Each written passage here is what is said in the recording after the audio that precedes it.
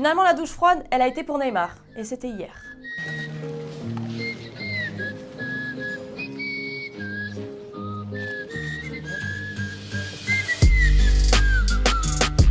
Salut à tous, bienvenue dans la quotidienne de Téléfoot.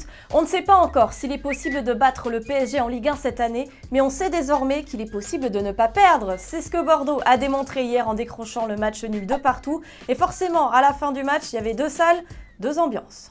Il y a de bonnes équipes aussi dans le championnat, même s'ils ont arrêté la série des 14 victoires. C'était l'objectif de casser leur série, tout simplement. Embrasso, c'est quoi?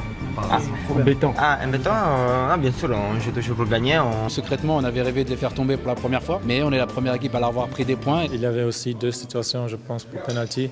Et puis un peu d'inquiétude, forcément, car Neymar a dû quitter le terrain prématurément. Il a ouvert le score et il a été ensuite gêné par ses adducteurs, encore et toujours. Et tout ça à 10 jours de la rencontre capitale pour la Ligue des Champions à Belgrade. Kylian Mbappé, lui aussi, a marqué 12 buts cette saison. Ça le place en tête des meilleurs réalisateurs des 5 grands championnats européens.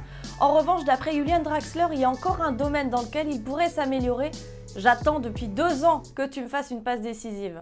Rennes giflé 4-1 par Strasbourg. Un naufrage collectif, a dit Sabri Lamouchi. Mais le Stade Rennais a décidé qu'apparemment il s'agissait aussi d'un échec individuel. Sabri Lamouchi a été mis à pied ce matin. C'est l'entraîneur de l'équipe réserve Julien Stéphan qui prend l'intérim. Rennes 14e de Ligue 1. Une seule victoire sur ses 5 derniers matchs en championnat. Il s'appelle Robert Skov, il a 22 ans, c'est un attaquant danois et il a largement participé à la victoire de son équipe Copenhague 6-1 hier. Et comment il a fait? Il a mis un triplé.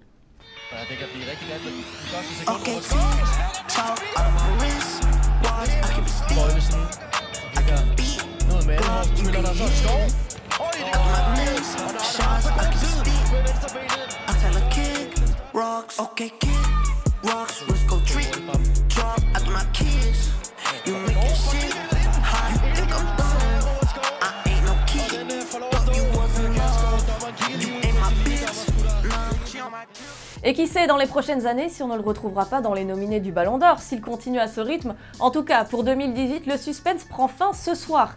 C'est assez indécis. On a des Français parmi les favoris, Varane, Griezmann ou encore Kylian Mbappé. Le Ballon d'Or, tu le donnes à qui?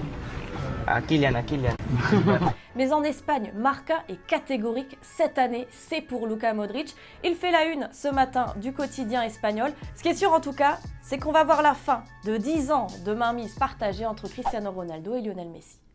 Cristiano, qui malgré lui se retrouve avec Blaise Matuidi au cœur d'une polémique. Souvenez-vous, Blaise Matuidi a dit que Cristiano méritait le Ballon d'Or. Mais comme d'autres aussi, c'était notre question du jour, vendredi dans la quotidienne. Et globalement, pour Cridi comme pour beaucoup d'autres, c'est évident que Blaise Matuidi soutient les Français, mais c'est loin d'être incohérent de dire que CR7 mérite aussi. Julia, pour toi, c'est vraiment une polémique pour rien. Tu ne vois pas CR7 sur le podium cette année, mais ça reste un joueur hors du commun. On saura ce soir qui a raison, et évidemment, on vous en reparle demain dans la quotidienne. La pause fraîcheur dans la quotidienne, on part au Mexique avec un très joli but signé Paul Aguilar. C'est pour la célébration que ça se gâte.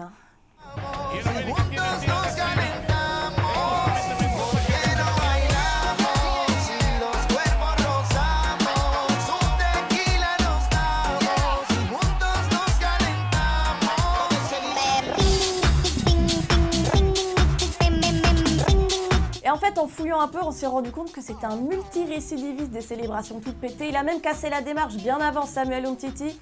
La petite compile qui va bien.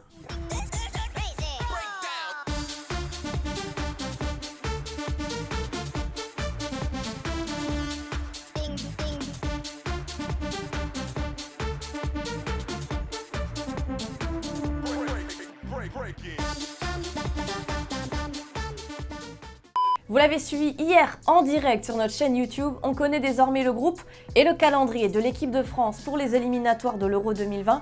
Groupe H donc pour les Bleus, et les adversaires sont l'Islande, la Turquie, l'Albanie, Andorre et la Moldavie. Ce sera la première rencontre le 22 mars 2019. Voilà, il y a 30 points à prendre avec tous nos matchs, donc en prendre le plus possible et surtout plus que nos adversaires. Je pense que pour toutes ces équipes-là, c'est un honneur pour eux et un plaisir de nous recevoir. Après, sur le terrain, ils vont pas nous regarder et faire des selfies. Et bien évidemment, on va voir des adversaires ultra motivés. C'est notre question du jour. Avec un tel groupe, la France peut-elle réaliser le Grand Chelem? Peut-elle se qualifier pour l'Euro en gagnant tous ses matchs? On attend vos réponses dans les commentaires. On a assisté à un derby londonien épique ce week-end entre Arsenal et Tottenham. Victoire 4-2 des Gunners. Lacazette buteur, Aubameyang double buteur. Ça valait bien une grosse teuf dans les vestiaires.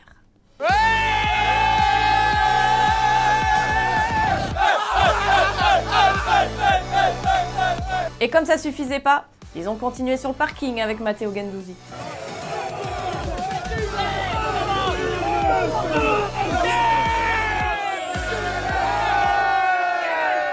Vous l'avez vu, vendredi, Maes était l'invité de la quotidienne pour la sortie de son album Pur. 2 exemplaires dédicacés étaient à gagner.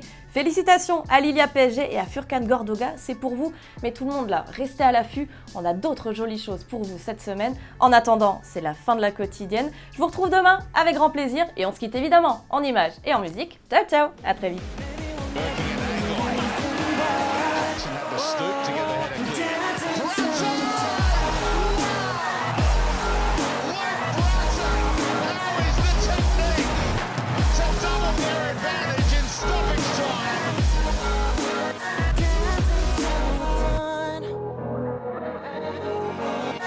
Et n'oublie pas, tu peux cliquer sur le blason Téléfoot là juste à droite pour t'abonner à la chaîne et du coup ne rien rater du contenu exclusif. À la prochaine!